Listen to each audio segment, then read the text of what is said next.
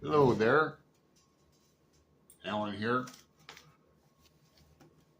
coming at you today with a continuing series I'm starting on Carlos Castaneda. I started rereading him again with this book. I found it in a local neighborhood free library box, of which out here in the Hollywood district of Portland, Oregon, there's several. And I found some good books in there, and I dropped some old ones of mine off as well.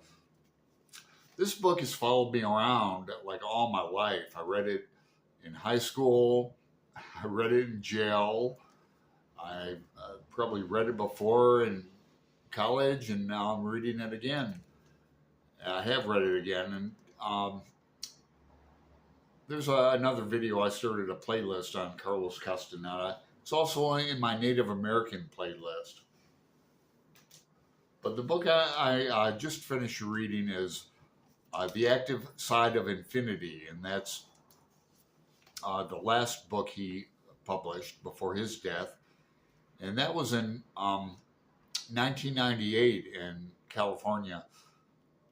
Castaneda was a graduate student at University of Southern California, or no, UCLA. And this book is about death and what happens after death. He was a student, a devotee of Don Juan Maris in the Sonoran Desert in Mexico. That's like by Nogales, Arizona, and Nogales, Mexico. Just close to Tucson, Arizona. And so in a 6-year period is when he wrote his books.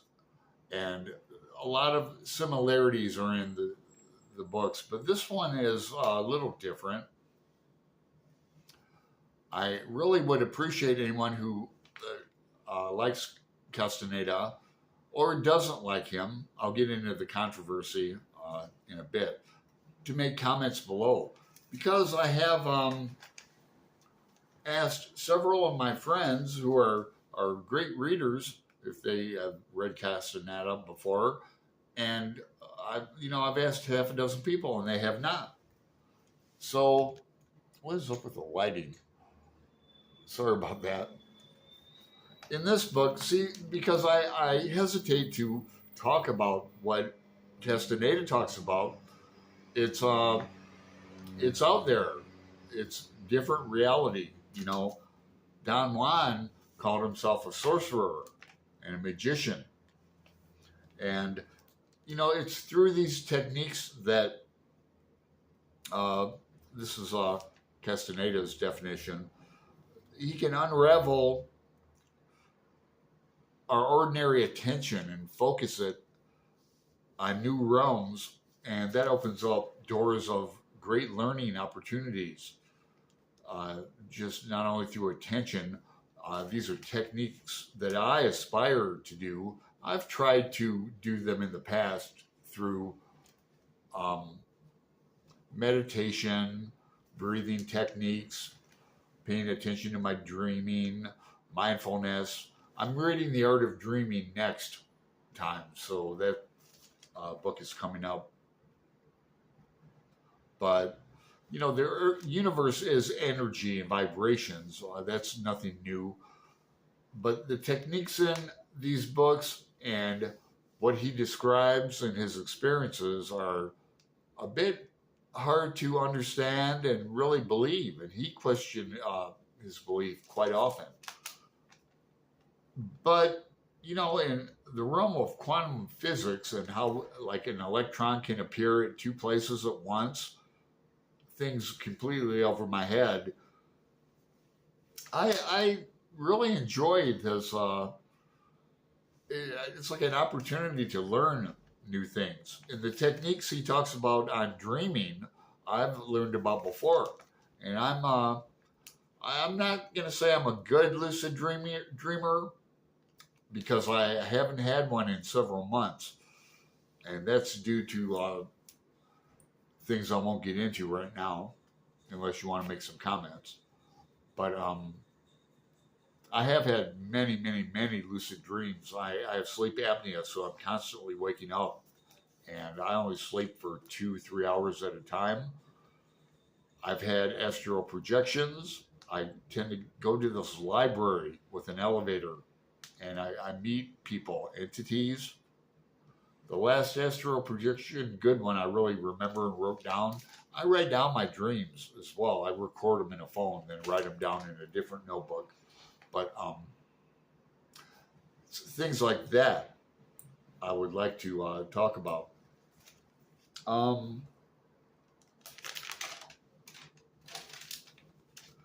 Things about like our memories. I find several tie-ins with Carl Jung and the Shadow Self. So Castaneda is not. I find it hard to believe personally that he's making this all up, or it's was his brilliant scheme to do this.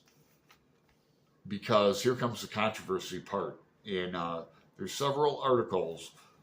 All you have to do is Google them. Just say, is Carlos Castaneda's work deemed nonfiction? Because Joyce Carol Oates came out with an article about, why is this labeled nonfiction when it's fiction? Several other anthropologists came out against Castaneda. However, in my playlist, you'll find 2 interviews from graduate students that worked for him. She's a female and was his copy editor and student and devotee.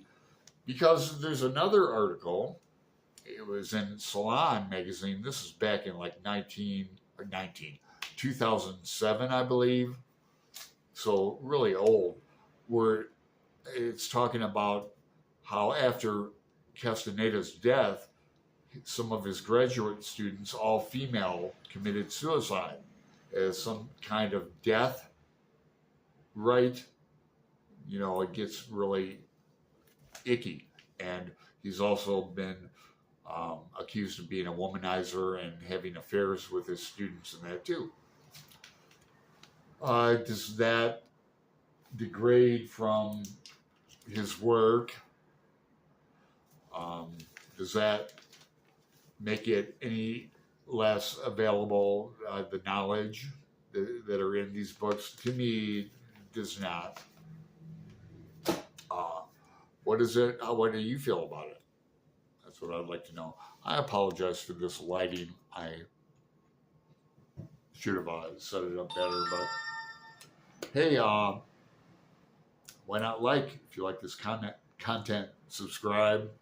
If you do make a comment, I will comment back to you. So thanks a lot. I got to run. I'll talk to you later.